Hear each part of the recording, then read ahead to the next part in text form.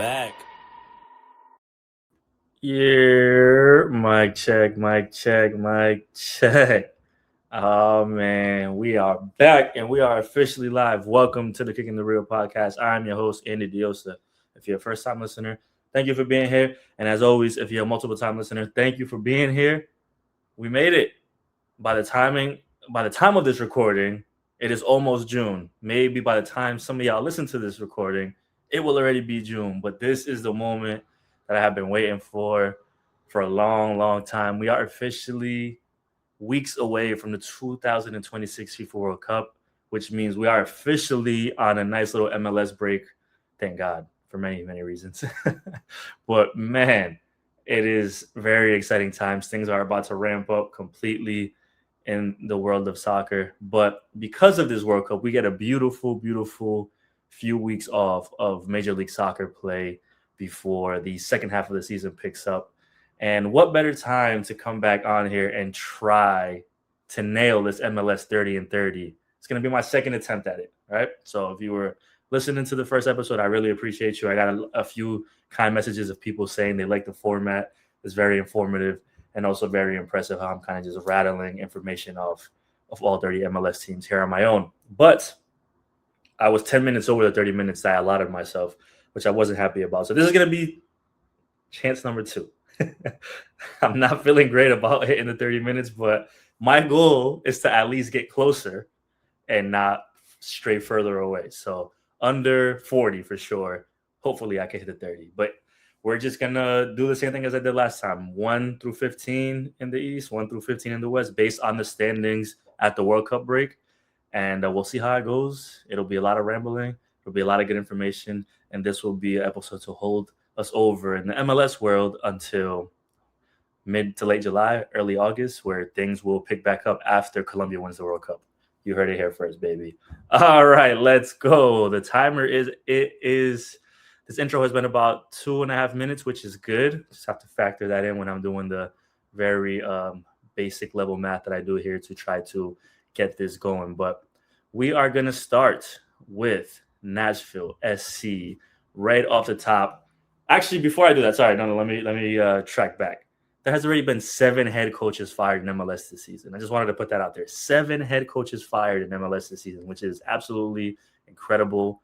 If that sounds like a lot, it's because it is a lot, right? And that's crazy. And that's going to be a little bit of the discussion here as I go through all of these teams. Just keep that in mind because there are some vacant spots open for MLS head coaching jobs. Some of them a little more enticing than others, but nonetheless, there are some open spots. Some interim head coaches may be sticking around a little longer than others. Some are really just kind of holding it down until the teams find their next head coach. And I think it's a very good time for teams because of this World Cup break to part ways with coaches if they did not see the project working in the right way.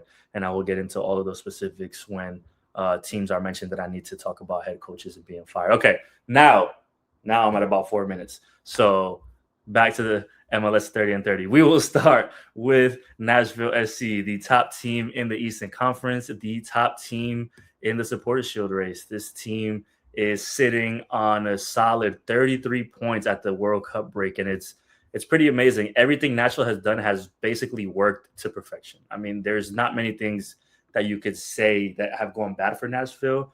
Let's start with the fact that they've managed through Sam Surge, their leading goal scorer, being injured and kind of haven't really missed a beat. The fact that they made a deep CONCACAF Champions Cup run, they lost in the semifinals, but have not let that affect their MLS play. They are the only undefeated team at home left in MLS play this season. And if you know anything about Major League Soccer, winning at home is a very good recipe for success if you want to win trophies. Hani Mukhtar, I think Hani Mukhtar, right next to Carlos Vela, goes down as the best expansion team signing ever in MLS. He has been nothing short of amazing for that organization. He loves Nashville. The fans there love him. He has reached the 100-goal mark for the franchise, doing it in spectacular fashion with a hat trick in that game. He has been incredible. And the few times that I've talked to Hani over the years, he is a very, it's a treat. It's a pleasure to talk to. Always genuinely happy and always happy to talk. So shout out to Hani Mukhtar, the captain. Salute. Ryan Schwake has been amazing in that. They might have the best center back pairing in Palacios and Udozi in on that back line. I mean, everything that Nashville is doing under BJ Callahan 2 thumbs up. Passing the test with flying colors. You can't say much more about that team. It just feels like this is the year now, after getting eliminated in CONCACAF Champions Cup, after winning Open Cup last year. This is the year now that they have to add another trophy to that cabinet, right? Whether it's MLS Cup, whether it's Supporters Shield, whether it's Leagues Cup, add something to that cabinet that could keep this project moving forward in the correct way. But Nashville, A+ all the way through. Next, Inter Miami. The only thing I'll say about Inter Miami is that it looks like they're just playing on vibes. Somehow they're still in second place because they have the best player in the world on their roster. But it doesn't seem like Guillermo Hoyos is really doing much in terms of coaching. After Javier Mascherano parted ways, he is kind of just there playing on vibes. And their defense is still pretty bad. But when you have somebody like Lionel Messi on your team, you're always going to be a threat, right? This is the defending champions in MLS. I'm very interested to see what Messi and Rodrigo de Paul's fitness levels are, interest levels are after the World Cup. They have both been named to Argentina's roster, where they'll try to go defend the World Championship at the World Cup. But there's still some big holes in this Miami roster, and yet they somehow get patched over because of Lionel Messi. Casemiro, there's reports that he might be joining the group. I don't know. I said it last time. I'll say it again. I'm not really high or too low on this team. But at least Germán Berterame is kind of coming into his own little by little. Luis Suarez is coming off of a hat trick. I don't know how. He just ends up being in the right place at the right time, and he still looks like he can't walk. So Miami, the verdict is still out. But while Lionel Messi's around and playing and healthy, they'll be right up at the top of the East and at the top of the league. Number 3, Chicago Fire. Hugo Kuipers leads the Golden Boot race with 13 goals this season. And I don't know if you could have envisioned that maybe coming into the season, given the amount of good strikers and forwards that are in MLS. But shout out to Hugo Kuipers. Greg Berhalter has a system that is working very well in Chicago, and he has opportunity to boost it tremendously in the summer. Tremendously. Like, very big time. The reports are out there of Lewandowski and other people, perhaps. Whatever Chicago does this summer, look out, because they're already playing well. The ceiling is high, and it's only going to get higher. I said it last time. I'll say it again. Praise the Chicago Fire. Everything they've been doing has been really, really good. And Chris Brady is going to be at the World Cup with the U.S. men's national team. He will be the third goalkeeper, but he still will be there, which is a very cool sign for Chris Brady, somebody that I connected with a few years ago for a feature on MLSsoccer.com called The Pathway. And he's been doing everything right, and it's cool to see him get that opportunity. So shout out to Chris Brady and shout out to the Fire and Greg Berhalter, of course. Number 4, the New England Revolution. I almost said the New England Patriots, which would have made me very sad, but I didn't. Very solid defensively. I have to start with that because then we'll get to the other part. Very solid defensively. Fofana has been one of the better center backs in MLS this season. Matt Turner, for all of my likes and my opinion, he should be the starter for the U.S. men's national team at the World Cup. It's still a challenge between him and Matt Freese. I think Turner should start. Do I think Pochettino sees it that way? We'll see what these few friendlies lead to. I think it's still an open battle, as Pochettino says, but I believe Turner should be the starter when they play Paraguay in that opening game here in Los Angeles in a few weeks. Carlos Hill is still elite, one of the better players in MLS, continues to be that way. But the Revs need more production on offense, and that's an issue because they get into these moments where it's very dependent on Carlos Hill, and Turgeman hasn't really had that effect that I thought he would have this season. Leo Campana is still battling injuries. It kind of reminds me of like when you have a team like they have now, and then they had a player like Gustavo Bol or Adam Buxa, where back then it seemed like they were kind of just placed in, but they were scoring goals. It's making me think of that. They need that player that's going to be placed in and scoring these goals alongside of Carlos Hill and what they have going on. The team has been playing well, but not anything super convincing. And I think that's credit to Marko Mitrovic and what he's been able to do in his first year in New England. But there's still a high level for improvement in the final third, and hopefully they could address that, or hopefully maybe Campana could get healthy and come back. We'll see. But good start for the Revs this season. A lot of people probably did not have them in the top of the East, and there they are. So let's move on to the New York Red Bull New York, whatever they call themselves now. I apologize to my friends out there.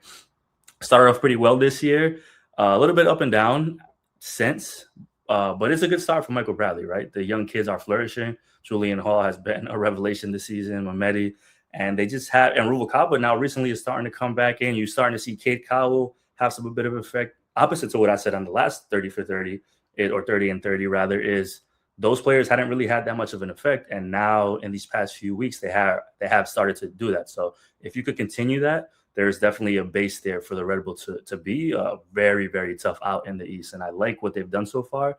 And maybe the consistency is not there, but if you're gonna grade this, I'm gonna give them a really good grade because once again, first year head coach Michael Bradley, given the confidence into all these young players and they're still getting it done, very very well done. Let's move on to Charlotte FC. Simple as I can say is Wilfred Zaha is gone. His contract is over. His time in Charlotte is over. Very underwhelming. Very disappointing. What's next for Charlotte? I don't know. I don't have any good guesses of what direction they take, but it needs to be a pretty solid one because they could seem to be in the middle of a transition if they don't get this Zaha replacement or they get this next DP in that's going to really boost this team. Christian Kalina is a good goalkeeper. He's been under it this year. Tim Ream, to me, after the World Cup, he's going to be towards the end of what his playing career is, and they're going to need a lot more to keep this Charlotte team competitive in the Eastern Conference and in MLS. Moving on to FC Cincinnati. Listen, man, Evander's the goods. He's putting together another MVP caliber season. His last game, 5 goal contributions, 2 goals, 3 assists in one game. One game. Now, it was against Orlando City, who's pretty bad. But still, it's really impressive. Evander is very, very good. The problem with FC Cincinnati is defensively, they are very, very bad. And on top of that, they have the highest paid defender in the league in Miles Robinson, who is at the World Cup or will be at the World Cup with the U.S. national team on their roster. So they need to figure it out defensively. They have allowed 37 goals so far this season. That's the second worst in MLS, only behind the Orlando team that I just mentioned that they beat. And it was pretty bad. So Cincy needs to figure it out defensively, and then maybe we could start talking about them again as a contender. But for now, a little bit shaky, and Pat Noonan will be the first to tell you that that's not good enough for this team. Next, New York City FC. The only thing I'll say about them, because I mentioned a lot of this last time, is they seem to be a few pieces away. And now with Maxi Morales tearing his ACL, unfortunately, being done for the year, they're more than just a few pieces away. So very sad for New York City FC. I think the second half of the season might be a little rough for them. But, yeah, when you lose somebody like Maxi Morales to an ACL injury, I can't be too harsh on that, man. It's very, very sad, very sad. Moving on to DC United. I don't know what to make of this team, if I'm being quite honest. Last year was really, really bad. Like they can't get any worse than they were last year because they won the wooden spoon. They had 26 points at the end of the year. This year they already have 18, so everything's a positive. It's they had this little stretch a few weeks ago where they were just scoring and putting wins together, and you're like, okay, and then they turn around and then they look like the team that we kind of all expected. So I don't have a grasp on them, but I will say 18 points already at the break is very good compared to what they did last year. So 2 thumbs up for DC United. It couldn't get worse, I'll tell you that much. Moving on to the Columbus Crew. Speaking of fired head coaches, Henrik Rydstrom gets fired from the Columbus Crew, and wow, they instantly look better under Laurent Courtois, who is the interim head coach who comes from the school of Wilfried Nancy, who was Columbus Crew old head coach. What are the odds of that? It's kind of crazy how they have somebody there in the wings that could possibly be the head coach. And, they were trying this with Henrik Rydstrom. It didn't work. And all of a sudden, they put together a good week under Laurent Courtois. They finished with a win in MLS. They are in the U.S. Open Cup semifinals against Orlando. I mean, listen, it was a rough start, but if Laurent Courtois could give him the keys for the rest of the year and see what he could do, I would not be surprised if his team instantly just plays better. I mean, I don't want to judge too much of a win over Atlanta because Atlanta's Atlanta, but you still have to give them some credit for being able to kind of move on and instantly, I'd say, just look more compact, look like they have better ideas. And it's, once again, a credit to Laurent Courtois and what Wilfried Nancy had kind of set at Columbus, and they kind of reverted to that. And small sample size, but it worked. Moving on to CF Montreal, and I'm going to move right past them. I got nothing. Orlando City. The only saving grace of this Orlando team is that they're in the Open Cup semifinals, and they will be playing the Columbus Crew, like I just mentioned. And then they'll get Antoine Griezmann after the World Cup. Now, what that Antoine Griezmann looks like in terms of health, in terms of fitness, I don't know. And Antoine Griezmann is not going to help the fact that you have allowed 44 goals so far this season in MLS. 44 goals, the worst in MLS. I mean, talk about bad defense. This is a historically bad defense in MLS right now, which is crazy because you're going to put Antoine Griezmann on the roster with Marco Pasalic, who will be at the World Cup.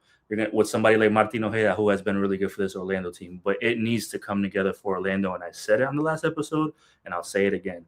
If you are going to put Antoine Griezmann on this roster and just think that's going to be it, you have a rude awakening coming through. And then you also talk about firing head coaches. They had fired Oscar Pareja earlier this year. So there's a lot that needs to happen in Orlando to right the ship. Antoine Griezmann is not going to be the solo savior himself. So there's work that needs to be done there. And I'll be interested to see what type of work that is. And then also, like I mentioned, what type of Antoine Griezmann you get after the World Cup. But, in a fairy tale Disney Orlando Magic world, Antoine Griezmann slots in for the Open Cup. He has to win 2 games, and he's lifting a trophy in Orlando, and that could be a game changer for that franchise. So I don't know. We'll see. Moving on to Toronto FC, man, if there's a team that needed this World Cup break, it's them. They have been the most injured team. They are banged up, injuries galore. So the break landed at a really good time for them to kind of reset, hopefully get their players back and get them healthy. And Josh Sargent scored again the other day, which is great because I was almost starting to forget that he was in MLS. So we'll see what Toronto looks like after the break. They didn't look so good before. Atlanta United is next. Man, what an uninspiring, boring team to watch. And it's unfortunate for Tata Martino and everybody involved there in Atlanta. They are tied with Sporting Kansas City as the lowest scoring team in the league with 14 goals. I mean, that just says it all. There's not much there on either side of the ball. And I'm surprised that it's continued to be this bad, but Tata has his homework cut out for him. That organization has a lot of work to do to hopefully just erase what this first half of the season was and just start literally brand new after the World Cup or after the World Cup break. So we'll see if they could do that. And last, in the Eastern Conference, the Philadelphia Union, who are coming off winning the Supporters' Shield last year, just fired their head coach, Bradley Carnell, after being named MLS Head Coach of the Year last season. Crazy. That timeline is crazy. And I said it yesterday. I can't help but think that the front office in Philly, as they did in St. Louis, failed Bradley Carnell because you can't have a team that wins a Supporters' Shield and has a Coach of the Year just fall into this mess. Now, sure, he might have not done himself a lot of favors with some of the decisions he made, but a lot of that was due to the front office getting rid of some of their top players and just kind of saying, here, this is what you have to work with. And unfortunately for the Union, that has been their MO over the years. And that's why this has not amassed to a championship winning team. It has amassed to being a good team and doing certain things. Supporters' Shield, I'll give it to them, but it hasn't amounted to MLS Cup yet. It hasn't amounted to those things because they just keep functioning in this way, which has not worked. I don't understand what more proof they need. And now, on top of that, they will be looking for a new head coach once again. I'm not sure if Jim Curtin would be interested to come back, but I know a lot of people are probably fantasizing about it, but there's a lot that needs to happen. I will say this, with Bradley Carnell gone, does that mean Kevin Sullivan gets more playing time? Maybe he should. The last few weeks, he's looked really, really good. And some games, he's like their best player on the field. Under Carnell, he would get pulled out of a lot of games. So I don't know what that looks like, but hopefully he does get more playing time because we all want to see Kevin Sullivan grow and be this great player in his career as he is projected to be. But man, it's a mess in Philly. Bradley Carnell got the short end of the stick, and a lot of this, if not most of it, has to be blamed on the front office, which doesn't seem to be wanting to do itself any favors. I actually feel good about this. I think I'm talking fast, but I am through the Eastern Conference, and I got about 12 minutes left, so I think I'm good. Let's go to the West. We'll start with the top team in the West, the Vancouver Whitecaps. I said everything I said about Nashville could go to the Vancouver Whitecaps. A+, passing it with flying colors. Just, I think this is the best team in MLS, and I like when Nashville is done, but I think the Vancouver Whitecaps from Takayuki and net to Brian White up top is just stacked. They have shown that cohesiveness in this team, what they did last year, is translated to what they're doing this year under Jesper Sorensen. Sebastian Berhalter, congratulations. He will be at the World Cup with the U.S. men's national team. Very, very well deserved for all of his performances and his growth over the year, and then just how good he's been this year and elevating that. This team is good. This team is really good. That's all you could say about it. In every position, they are really good. They play very solid football. I think Vancouver, they were really good last year, and I picked them to win MLS Cup last year. I would not be surprised if they get back there again this year, if they stay healthy, of course. But this is a really, really good team. From my opinion, the best in MLS. If you look at the numbers, they might agree with that as well. Number 2 in the West, the revelation of the season, the San Jose Earthquakes. Shout out to Bruce Arena, man. He has the San Jose Earthquakes tied on points with Vancouver, number 2 in the West. And for the past month, they've been without Timo Werner and Nico Shakira's who I think up to that point, Nico Shakarius would have been the MVP of the season if you ask me. I'm pretty sure I said that in the last episode, but I'll say it again because that's how good he had been. But man, Preston Judd has 11 goals this season. Preston Judd, he is in the Golden Boot race with players like Hugo Kuipers and Lionel Messi with 11 goals. And I love after their last game before the break, they asked him, about everything that's going on in him, his season so far. And he was like, we're dangerous. Watch out. Like basically sending a shot to the league. Like, hey, here's a warning note. Like, do not overlook the San Jose Earthquakes because we're really like that. They'll get Team Over in the back healthy. Hopefully, Nico Shakarius' recovery from his surgery will be not long, and they'll be able to get that team back. And you're even talking about a team who people forget, DeJuan Jones, they lost him right in the beginning of the season. Imagine if they would have had a healthy DeJuan Jones on this roster with how good defensively they've been with Mooney and Roberts. Like, this is a really, really talented roster. Well, it's a really good roster, and Bruce Arena is making it look even better, even more talented, perhaps, than what people would have expected. So shout out to Bruce. Shout out to the Earthquakes. I love what's going on in San Jose, and I hope it continues to go that way. Number 3, Real Salt Lake. I am very interested in what post-World Cup break looks for them because Xavier Gozo, potentially, could he move in the summer? There's interest in Europe. Would I move him already? No. And would I move Diego Luna? That's a different conversation. I said it in the last episode. I had a feeling he was on the outside looking in for the World Cup roster. He did not make it. So what does the second half look like for RSL after the World Cup? What does it look like for Diego Luna? Does he stay? Diego Luna and Xavier Gozo hold the keys to what the rest of this roster is like. But if they're both there, can they both take that next step? I mean, Xavier Gozo obviously has a brilliant future for him. He's only 19. Diego Luna, I think he's starting to get to that point that this might be it for him in MLS. If he wants to prove that he could be at the World Cup, if he wants to prove that he's at that level, he might need to go elsewhere to do so, right? And there's no shade to Pablo Mastroeni or RSL, but just he fell a little short, and I know that probably hurts for him, but will that light a fire under him? I know a lot of former players have said, hey, if you miss out on the World Cup, that is just your chance to show everybody why you shouldn't have been slept on like that. And I think Diego Luna's mentality will be exactly that. Let's lean in. Let's really show, who I am. And like I said, whether or not that's MLS or elsewhere, I don't know, but I think he has that talent. I think he just needs to show it more consistently. So I'm just interested to see what that looks like for RSL after the World Cup break. But up to this point, very, very good season. Sergi Solans, great player. I think they have a really good roster too. And I said it last time, Pablo Mastroeni, he gets the best out of those players. And X-Dog, as people like to joke. Moving on to FC Dallas, we're talking about goal scorers in MLS. Petar Musa has 12 goals, and he has been incredible. Dallas won 4 of the last 5 going into the break. I think Eric Quill has done a good job managing a roster that isn't as good as some of the other elite rosters in MLS, but they're playing at a pretty solid level, and that is a credit to what Eric Quill has been able to do, and the team kind of just forming around how good Petar Musa is. And you got to give Farrington this credit as well up there. So very, very good. And how could I not mention Stone Cold Sam Sarver? If you don't know what I'm talking about, pause this episode and Google Stone Cold Sam Sarver, and you'll find out exactly what I'm talking about. Super sub of the year, one of the best personalities in MLS. Just great. Sam Sarver is amazing. I think we're all Sam Sarver fans here. Moving on to LAFC. Oof. Now, last time I said if your problem was Sonny and Bouanga not being able to score, that might be a good problem. And then after that, LAFC proceeded to lose a lot of games and not really look good. So Son Heung-min does not have a goal going into this World Cup break, which is very concerning. Now, Son Heung-min will be playing at the World Cup. What will that do to Sonny for the second half of the season? Will that wake him up? Will that inspire him? Will that bring him back to LAFC with a different level, right? That's a big question because no goals going into the break is a massive, massive deal. And you could see the visible frustration. It's very notable with him on the field. It's very notable.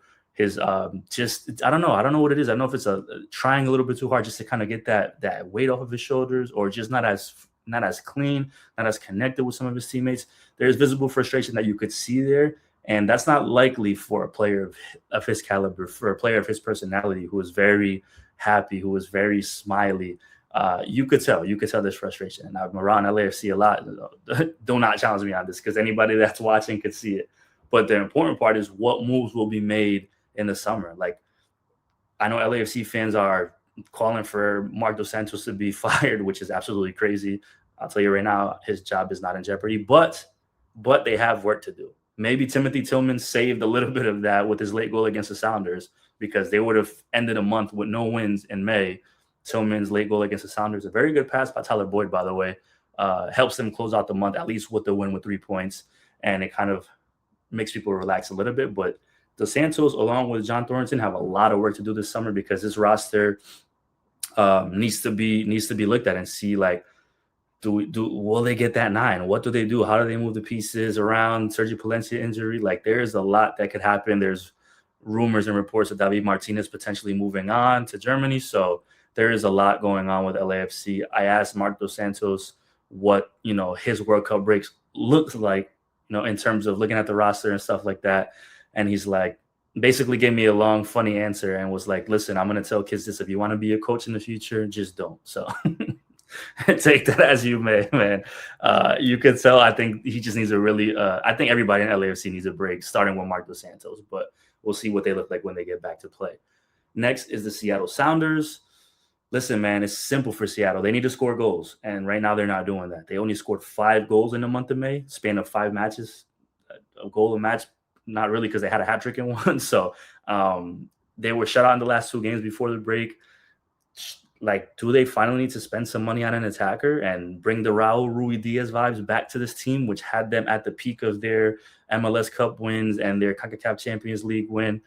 It's, the team is really good. The structure is great in Seattle, as I've said over and over here, but you need somebody that's going to score goals, or else this might get stale. And the way some teams in the West are looking, I don't know if you could sustain that all year, right? It's going to be tough too. So hopefully they could find some goals. I mean, they're putting their faith in Jordan Morris and Jesus Ferreira here and there, but I don't know if that's going to be good enough. Luckily for the Sounders, speaking about fired coaches, their 3 matches in July following the World Cup break are against the Portland Timbers, Austin FC, and the Philadelphia Union.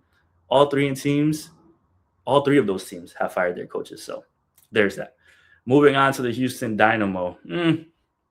They play well sometimes, and then the results always don't reflect that. Like, the game they played against LAFC at LAFC, granted, it was a game LAFC was tired in because of their CONCACAF travels, but I thought they looked pretty good. And you have Jack McGlynn scoring goals, like, bangers. They have Guillermo, who has been absolutely incredible this year. Like, they have some players there that they could be interested in, but sometimes it's just like, then they revert to something that makes you question.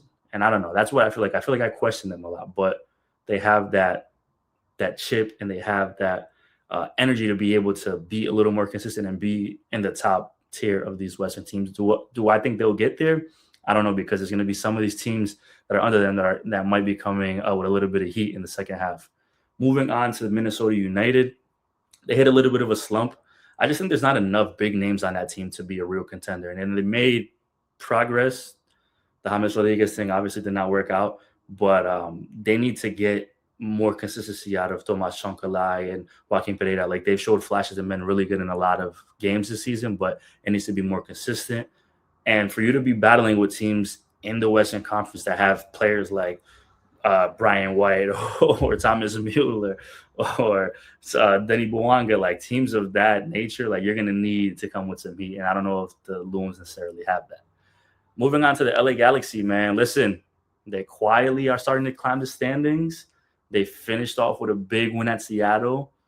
This team is too talented to be as bad as they were to start the year. And I'll repeat that all the time, because they have a lot of talent on that roster. Defensively, there's still question marks there. But they've kind of are starting to turn it around a little bit. I'm not going to say fully. I'm not going to say, oh, my God, this is, a new team. But listen, man, they're in a playoff spot now, which doesn't say much in MLS, but they're in a playoff spot now, and things start going their way. Gabriel Peck has been really good this season. They'll get Painsul to kind of be a little more comfortable. He's not on the World Cup roster, I don't believe, for his national team in Ghana. So he will have some time off.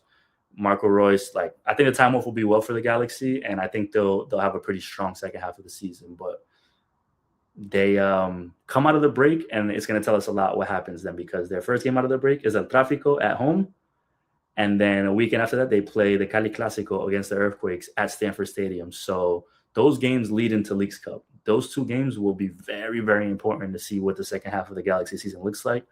And don't forget that they finished third in Leagues Cup last year and kind of used that tournament to give them some momentum in the second half of the year. So we'll see. Moving on to San Diego FC, a brutal second year. Year two has been really bad. What the hell is going on with Chucky Lozano, man? For this team to move on and get better, Chucky Lozano has to officially not be part of the roster. He's still getting paid. He's still there doing something at the training grounds. It's bad. It's a really bad second year for a team that had so much promise after a historic first year under a coach like Mikey Barris, who looked really, really good in his first year. It's a lot of question marks, and I don't know if they have the answers, and I don't know if they'll be able to have the answers unless they move on from this Chucky Lozano saga. So I'll leave that there. The Colorado Rapids are next. They're playing in the U.S. Open Cup semifinals, which is awesome for them. I think they've been uninspiring, though, and I feel like that's not, saying anything crazy. There hasn't been much that has moved me too much. But hey, listen, man, you're 2 games away from lifting a trophy, which I don't think they'll do, but you have to use that to your advantage. Talking about teams that use Leagues Cup to boost them. Colorado has done so as well in the past. So maybe the second half of the season could be a little different for them, but their MLS play has not been up to par for me. And I'm a little concerned about that in the second half of the season as well.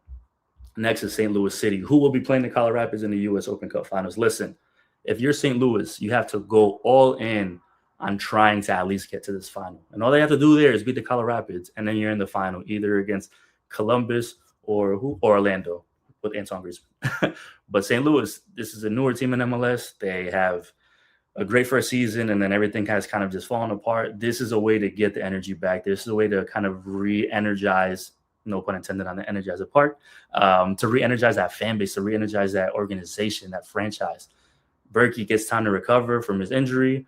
Edu Leuven is still really, really good. The roster needs some work for sure, but you have to give Yohan Demay some credit. And if you're this close to a final, you're this close to a trophy, please go all in St. Louis. That's all I ask. Go all in on this, and this could go a long way, especially Open Cup in St. Louis. Come on, man. Let's go. Let's be serious. Next, the Portland Timbers. Speaking of coaches getting fired, Phil Neville is done. He's gone. And that was writing on the wall. It probably took a little too long for them, but they finally did it. But big moves need to be made beyond Phil Neville. Like, there's a few decent pieces to work with in Portland, but they need to transition into the next phase of MLS, which they seemingly have never gotten to. And what does that transition look like is going to be a very big question. It starts with the coach, and then it starts with what they do with the rest of the roster. Like I said, some interesting pieces there to work with, but they need direction badly. And it feels like they've needed that for a few years. Austin FC next, same as above, man. Literally, same as above. Fire their head coach, right? Big directions needed in the franchise. Luckily, they got rid of their sporting director too, so that gives Austin a very big window to move forward in a lot of different ways in the sporting project. But I mentioned it in the last episode. I had confidence in this roster because of the pieces they have in the second half of the season that they'll be able to turn up. Now it's like, who is going to be that person that leads them there? Because I think Owen Wolf has been pretty good at returning from injury. Starting to see Brandon Vasquez get back, right? Brad Stuver's still Brad Stuver. Like, they have Danny Pereira. Like, they have a really good spine if you want to just go with those 4 players that I mentioned there, right? But who's leading this team in what way moving forward? And that's important, because for all of the coaching after Josh Wolf, they said that they had all these head coaches that were interested. Well, let's see what that really looks like in Austin, because if you can energize that fan base again in Austin, Texas, if you can make Q2 a fortress to play in like it was in their first year in MLS, or their second year rather, first year, second year, I forget now, it gets confusing. Either way, if you can make that place a intimidating place to play in again, this Austin team with the roster they have could be very interesting going forward. And I think I did it in 30 minutes. The last team in sport in Kansas City. I'm done. Yawn. Let's go. Come on, man. I did it. 30 minutes. I think that was like on the dot too. Wow. Thank you to everybody for tapping in. I feel like I just did one long run on sentence. I hope it sounds coherent on the stream. I hope it looks coherent on the YouTube feed. I'll give my little input here on the U.S. men's national team after the fact that I did MLS stuff. A lot of people are nervous about what the U.S. men's national team is going to do at the World Cup. I'm not that nervous. I think they'll have a decent group stage. And after that, then it's going to be interesting. I think there's a lot of people that have put unrealistic expectations on this team, and I get it, because going into this World Cup years ago, it was, wow, this is the golden generation on home soil. Things changed, and with the mentality changing, with the expectations also have to change, right? So this golden generation thing has kind of gone out the window. Like, it's kind of crazy to me thinking that Christian Pulisic went from like I think a guy that people were somewhat idolizing as like a unlikable figure for many. And I know a lot of things have transpired in the past that maybe have not helped him out, but it's tricky to me with this team because that was so funny. They did their roster reveal event, right? And the roster was, of course, already revealed. So we already had it for a few days, thanks to reporting from a lot of the great folks in the soccer media world. But it was just such a weird, cringy event. It wasn't really about the event. I don't care because I was expected to be cringy. It was after, like Pochettino spoke. Pochettino is a whole different thing in his own sense because now there's reports saying that he was interviewing for the Milan job last week, and people are like, the timing is bad and this and that. Listen, Pochettino's contract is over after the World Cup. It was always that way. So people should not be surprised that there are other clubs interested in his services, and he has basically said that he would be interested in going to coach another club again. But at the same time, he's also interested in an extension with the US. So that could be all lip service. It could maybe not be what he thought it would be. But at the end of the day, this was always how it was going to be. Whether or not the energy the US is going into the World Cup with is good, that's one thing. The thing I laugh about that I was getting at, I don't know how I just got off that tangent, is US has the Pochettino press conference, then Christian Pulisic and Tim Ream go up, and they couldn't. Neither of the two could have less personality. Like it was just not dudes that energize you for a World Cup. And then after that, Tyler Adams and Weston McKennie come up, and it's a total change. They're making jokes, they're smiling, they're laughing, and they're like, "Oh, these two guys remember that this is a likable group, right? Like we don't have to criticize all these players and whatever reason that people look for personality wise on the soccer field. Like I said, I think they'll have a decent group stage.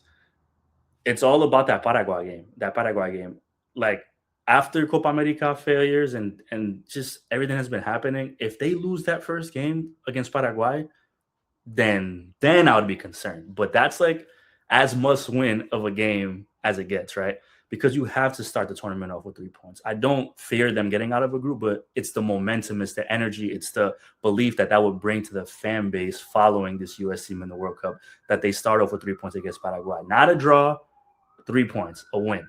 And if they lose, then this is going to get ugly because unlike Argentina in 2022, losing to Saudi Arabia, the beautiful sounds of downtown Los Angeles, y'all. Unlike Argentina in 2022, losing to Saudi Arabia that first game, they don't have the resolve or the talent or the experience to turn it around and go on and win the World Cup after that. So the Paraguay game is imperative that they win. They need those 3 points. But I think this team is not like this. It's a talented team. I think the roster, and for people's concerns, like Pochettino may have left a few midfielders up that he might need when he brought in a lot of defenders. Listen, I'm not going to challenge the man. He has his ideas. He has his thoughts and schemes. I heard my boy Matt Doyle today on Soccer Wise call it, what does he call it? Tactical fuckery, which was one of the most amazing phrases I've heard in my life. It might be what people phrase it as and coin it as once this run in the World Cup is over. But you got to hope that Tyler Adams is good and he won't be injured. I mean, that's what you hope of every player in every team. Like you want to see everybody healthy. But I think that at the end of the day, a realistic expectation for this team, round of 16 would be an accomplishment.